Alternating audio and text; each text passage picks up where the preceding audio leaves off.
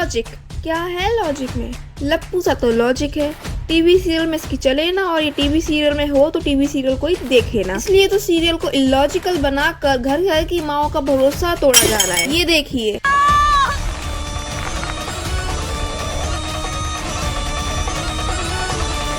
मोहिनी दा चुड़ैल ने चांद को रस्सी से खींचा और सीढ़ी चढ़कर देव पहुंच गया चांद पे। और ये है देव की पारो, जिसकी हरकतों को देखकर आप भी कहेंगे भाई मारो मुझे मारो। उसने स्कूटर से चांद पर जाने की ठान ली है, तो अब क्या ये देव को वापस ला पाएगी? जानने से पहले देखें अगला एपिसोड, नहीं अगला इलॉजिकल सीन, क्योंकि मल्टीवर्स की दुनिया सिर्फ जमीन से चांद पर नहीं बल्कि बिना किसी डॉक्टर और मेडिकल इक्विपमेंट के बच्चा ट्रांसफर करने तक पहुँच गई है।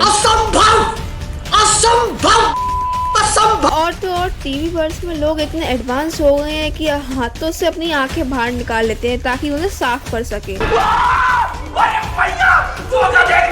और अगर आपको यकीन नहीं तो आज हम आपको टीवी सीरियल के पूरा कच्चा चट्टा दिखाएंगे और उसकी पूरी दास्तां भी बताएंगे। नंबर 1, आंखें निकालकर गोटियां खेलना। आप बताओ, अगर आपकी आंखों में मिर्च चली जाए तो आप क्या करोगे? फौरन उसे पानी से साफ करोगे? लेकिन ना ना ना ना, टीवी सीरियल वाले ये भेड़ चाल नहीं करते, क्योंकि जब टीवी सीरियल वालों की आंख निकाली जाती है तो वो ये करते हैं। मतलब दीदी ने आंखें निकालकर गोटियां खेलने वाली बात को कुछ ज्यादा ही सीरियसली ले लिया। अब ये आंखें निकालकर गोटियां खेलने वाली दीदी है सबरीना, जो असल में विशैली नाम की एक विषकन्या है, जिनका मकसद है अपने प्यार विशैला को वापस जिंदा करना, जिसके लिए खूब पापड़ बेलती है। और हद तो तब होती है तब ये शो की हीरोइन आलिया के पेट से बच्चा चुराती है। ये ट्रांसपेरेंसी दिखने वाली चीज और कुछ नहीं, एक बच्चा है जो अपनी माँ के मरने के बाद अंडे से खुद ब खुद बाहर आ जाता है। मतलब क्या ही है साइंस। Number 2, fact player. जीतने के लिए 7 रन की आवश्यकता, विंस पर अहम जी, और 1 बार 2 और 1 भागने के बाद विंस पर आती है गोपी बहू। 3 बॉल डॉट करने के बाद 1 बॉल में चाहिए 4 रन। गोपी को मोटा भाभी की कही हुई एक बात याद आती है। ये सब क्या मैच खेल?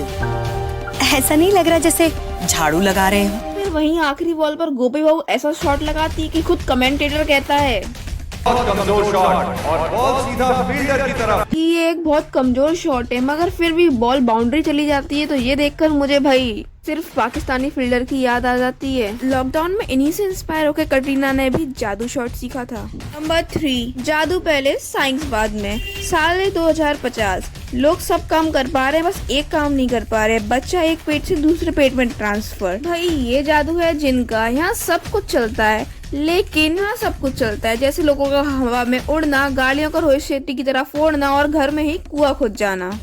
Well done.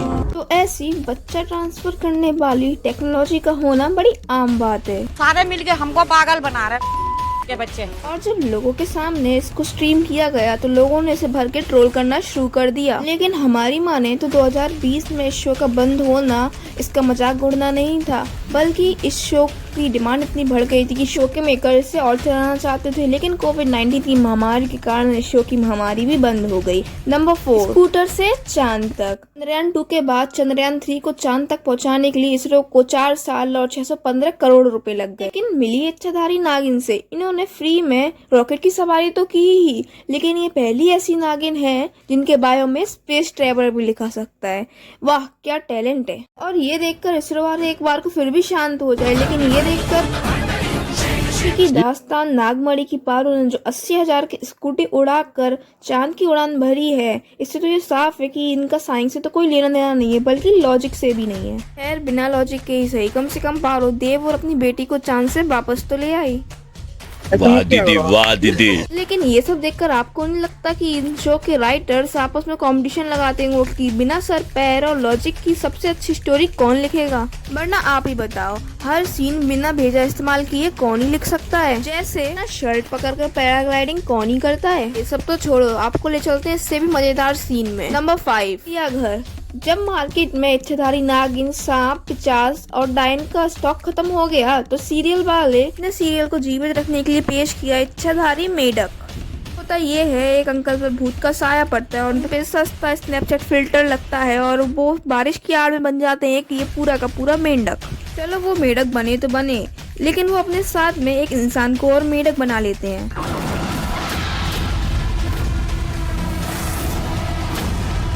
जहाँ उसे अपनी साथी इच्छाधारी मेंढकी मिल जाती है। तो भाई लोग, ये महान कहानी है लाल इश्क सीरियल की, जहां उन्होंने अपने सीरियल को हॉरर रोमांटिक कहा था, लेकिन हमारे लिए किसी कॉमेडी से कम नहीं है। नंबर 6, एक्सीडेंट हो गया। तो ये हो रही है शादी, लेकिन शादी बिना किसी कलेश के हो जाए तो वो सीरियल की शादी कैसे होगी। तो बस ये गिरा ऊपर से घंटा और हीरो के हाथ से गिरा मंगलसूत्र और ये सीधे गोल।